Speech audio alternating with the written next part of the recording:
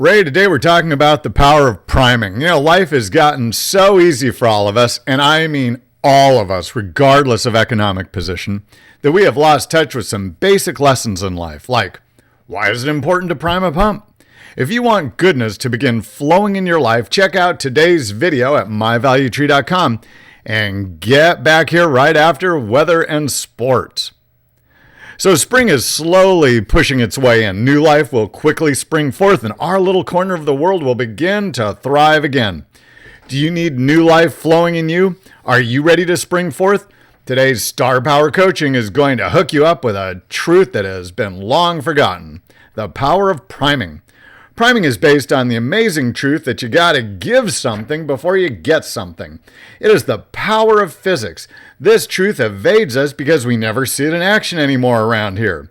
Last time in India, this truth is very obvious the minute you get out of the city. In the middle of the villages are large 6x4-foot pools from which the people draw their water. And at the pool is a pump. Do any of you remember pumping water? It's actually a very exciting process. When you want to draw water, you take the bucket of water sitting by the pump and you pour it into the priming hole and raise and lower the pumping arm with great vigor to draw the water up from the depths. And you must keep this up with great focus until the water begins to flow. The deeper the well, the more effort required, but the sweeter and colder the reward is. But wait! Before you stop pumping, make sure to refill the priming bucket for next time. This means setting aside a small reserve for the future. So, are you ready to get goodness flowing in your life today? Then it's time to prime the pump. It all begins with priming. Said another way, you have to step up and put forth the effort before the goodness comes to you. Back in the day when I was immersed in labor relations, it was a common theme in our discussions for members to say, "Give me the money first, and then I will learn the new job." The reason this approach never gained traction was because it violated the law of priming. Priming says effort before reward.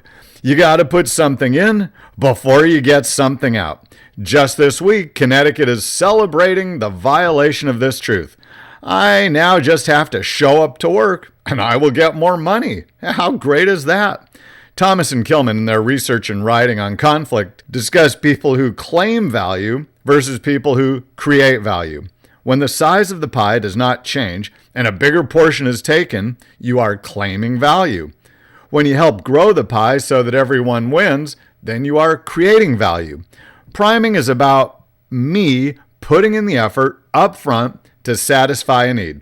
You only pump water if you're thirsty or have a need because it's actual work.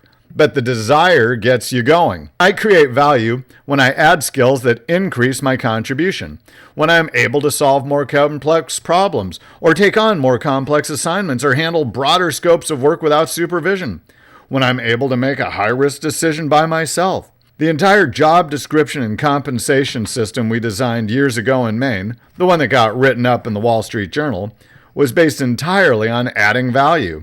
As people demonstrated they could manage a flow of parts through multiple pieces of equipment, as they could solve daily material flow problems, as they could oversee quality, as they could run projects to improve production, their pay and security would go up. They primed the pump with increased capabilities that grew the pie and shared in the benefits. They gave something to get something. Look at what just happened this morning with the peanut butter and jelly donut from Luke's. Knowing the truth that you must make the investment first, Allie and Sam were listening for customer ideas. They picked the need they thought would be best to address. They entertained the idea of trying something different and then developed the donut Scott tried this morning. They stepped out in front. They primed the pump to get goodness flowing. So many people spend their time engaged in recreational complaining and commiserating. All they do is claim value. Don't allow yourself to waste time this way. It is time to involve yourself with effort. Make the investment of time and effort because you know it will never be wasted. Now remember, there's not an immediate connection between the prime and the water flowing.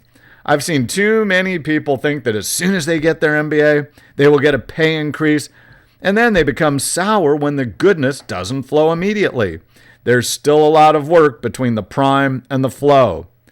Gallo Rodriguez, the president and CEO of the Village for Children and Families, and I were reflecting on our careers recently. And we both have a history of grabbing bigger and more complex assignments, never asking for more money, but knowing that as we created more value, we also became more valuable. Remember Chris Didden? Back in the early days of Star Power, we followed Chris's pursuit of starting Two Fly Wine. Remember how he primed the pump by taking his savings and buying a container of wines from McLaren Vale in Australia? 4 years later, he's still going strong. And today he is priming the pump again with the introduction of spot wine, single servings and to-go bags.